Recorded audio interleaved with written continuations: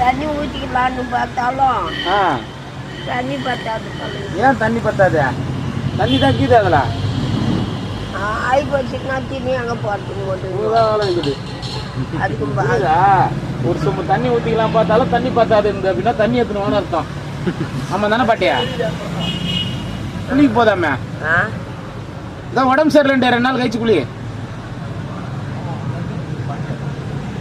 என்ன இப்படி இப்படி மிஸ்க்கு மிஸ்க்குன்னு பாத்துங்கிற? என்ன ஆச்சியா? இல்லை, குரல்லாம் கம்மி ஆயிடுச்சு.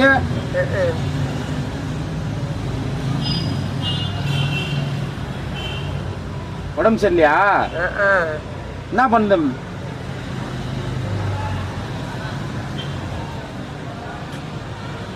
மாத்திரையை கூட கொடுக்க கூடாது.